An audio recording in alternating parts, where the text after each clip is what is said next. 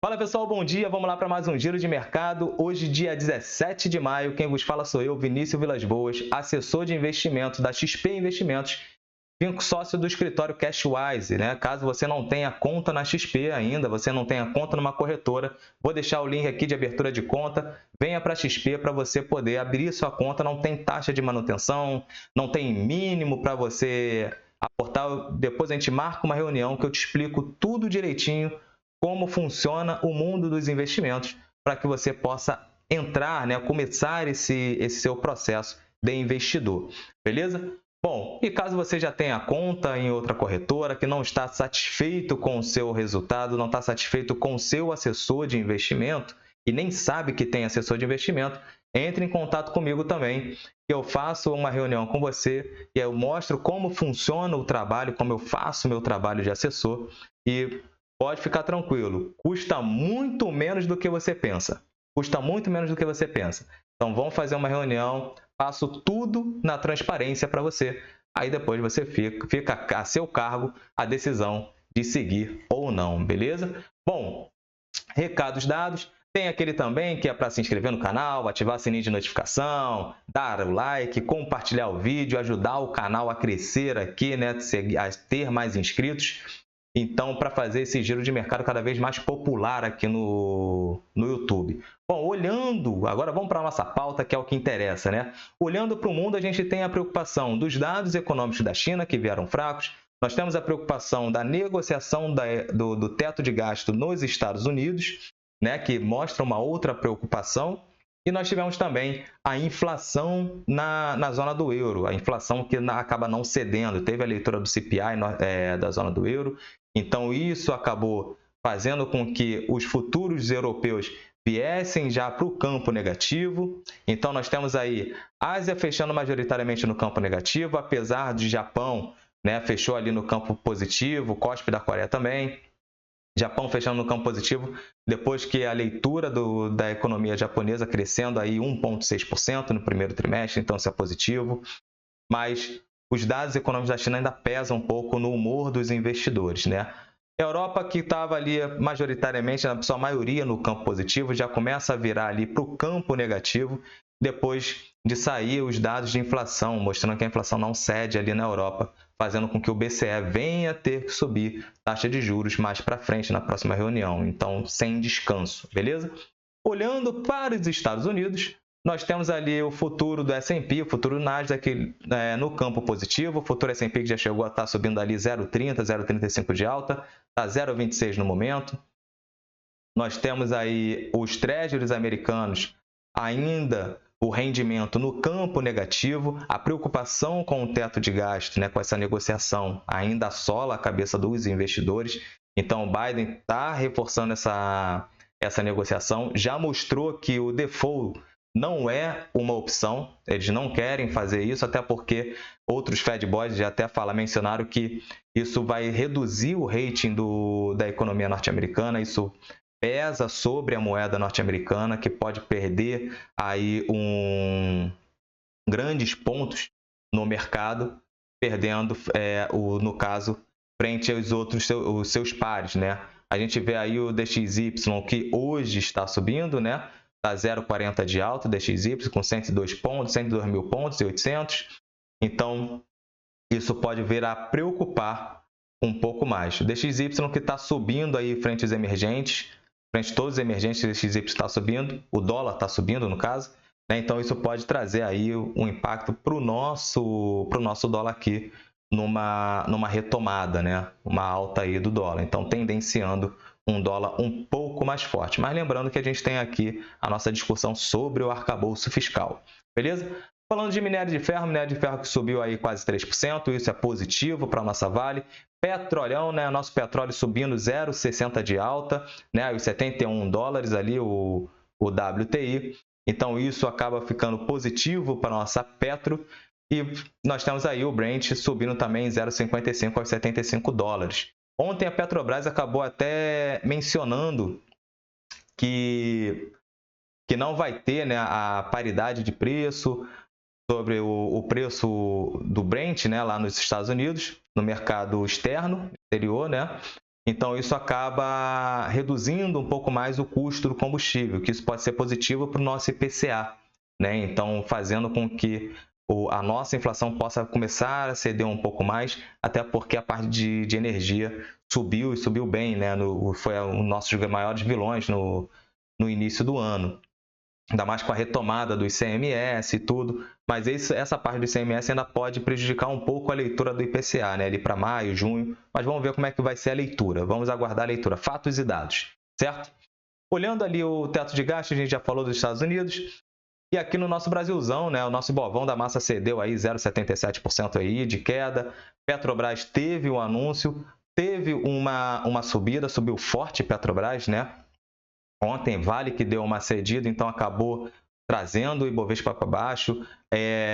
O varejo, o setor de varejo também caiu e caiu muito forte, até porque a gente está ainda com uma preocupação sobre a questão do nosso fiscal, né? Os DIs ontem tiveram uma subida, os DIs de longo prazo, então, os mais longos tiveram a subida de quase que 1% na sua variação, então isso acaba pesando bastante pelo setor de varejo, certo?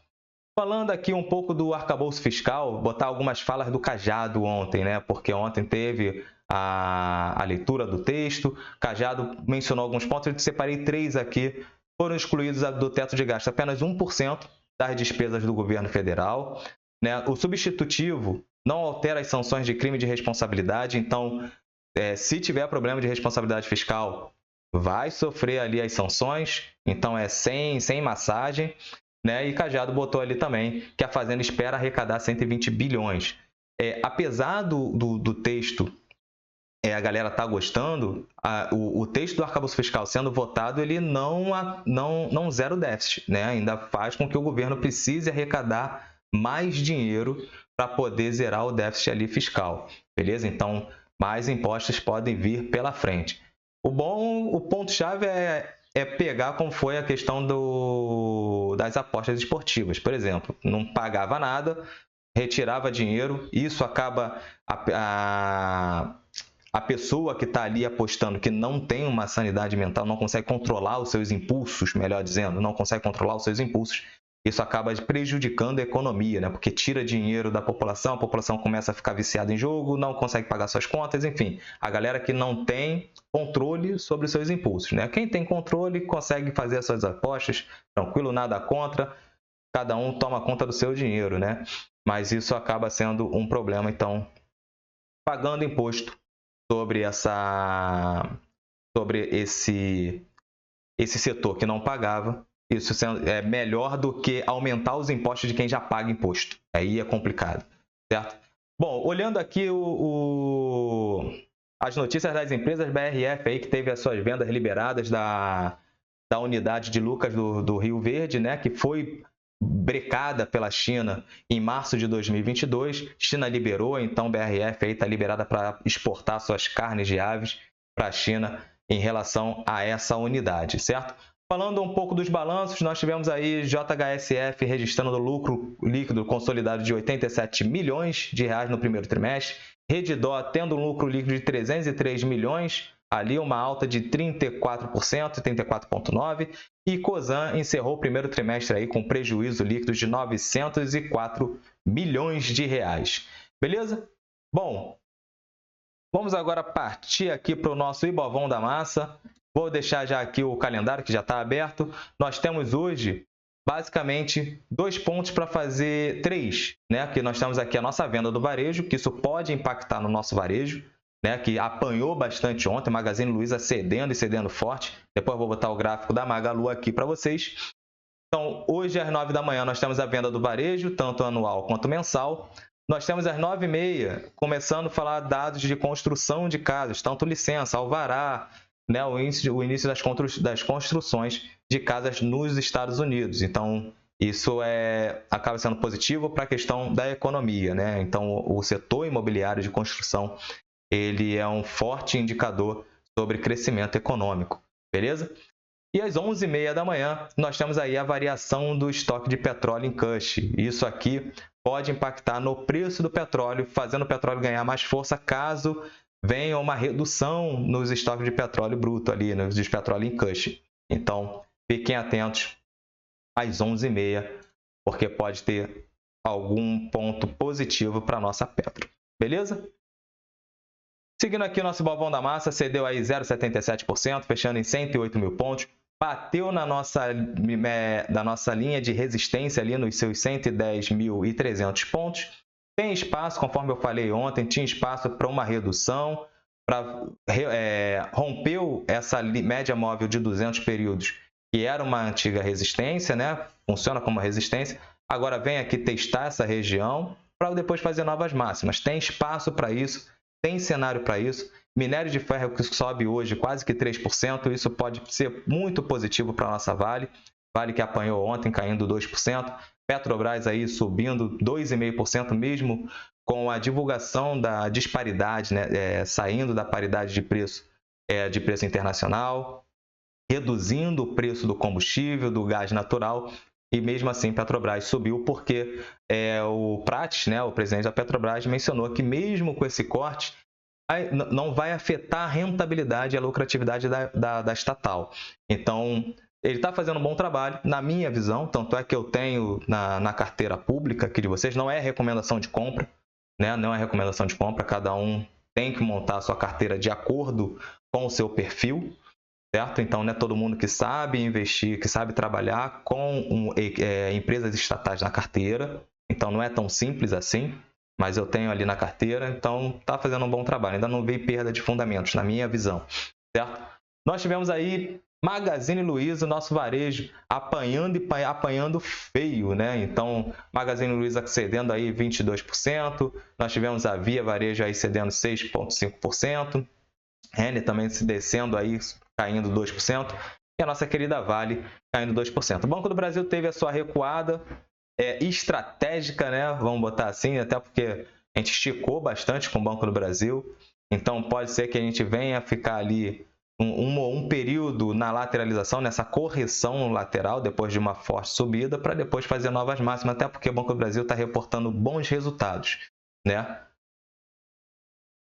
Petrobras teve uma subida, chegou a subir mais forte ainda, bateu lá nos seus R$ 27,00 e depois fechou aí em R$ 26,30. Né? Então ainda mantém um viés forte ali de alta. Agora vamos botar aí Magalu para a gente ver como é que ficou o gráfico da Magalu. Quase que um negão do WhatsApp, meu irmão. O bicho caiu e caiu feio. Então teve uma redução aí do seu fechamento do dia anterior até o fechamento de ontem, no caso, né? De 23%, 22 e pouco por cento ali, conforme foi, 22,8%. O que acontece? Minha leitura com varejo. Varejo é complicado, não é? Você não pode ficar com varejo no longo prazo. O varejo tem tempo para você investir, certo? Então, muita gente que fala comigo, por que você não gosta de varejo? Porque muitos investidores, muitos analistas não gostam do varejo. Porque varejo, quando você compra ações para o longo prazo, é difícil você postar um varejo que vai ficar por 100 anos ativo. É difícil. Não estou falando que o Magazine Luiza vai quebrar, não, e nenhuma varejista vai quebrar agora. Mas na minha concepção, varejo nasceu para quebrar. Varejo tem data limite, né? Por quê? Vamos fazer um estudo rápido. Se você pegar indústrias, é mais fácil você ter indústrias com 100, 120, 150 anos. É muito mais fácil. Onde os fundadores já não estão nem mais no negócio, são somente controladores que estão ali à frente do negócio, certo? É mais fácil você ter indústrias com 100, 120, 150 anos. Varejo não. Você conta nos dedos, basicamente, quais são os varejos que têm 90, 100, 150, 200 anos. Então é mais difícil você acontecer isso, até porque a figura que levou a empresa, né, o varejo, até ali, o varejo ele requer muita atenção e muita presença de dono ali no seu chão de loja. Então, isso acaba prejudicando um pouco a leitura do varejo. Por isso que, assim, já tive varejo na carteira? Sim, já tive, mas por um período. Né? Porque tem aquele período de crescimento daquela empresa varejista, então a gente pode pegar aquele pulo.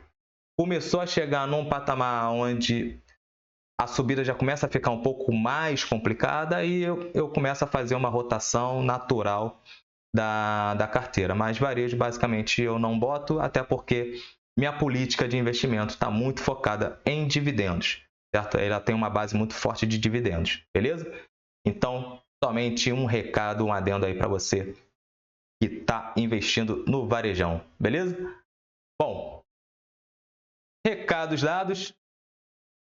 Fiquem todos com Deus, uma excelente quarta-feira, muita atenção com o capital de vocês. Não se esqueçam de se inscrever no canal, de ativar o sininho de notificação e dar aquele like se você gostou aí, está gostando do Giro de Mercado. Ajuda aí o nosso canal a crescer cada vez mais, beleza? Bom, forte abraço para vocês, até amanhã com mais Giro de Mercado. Valeu!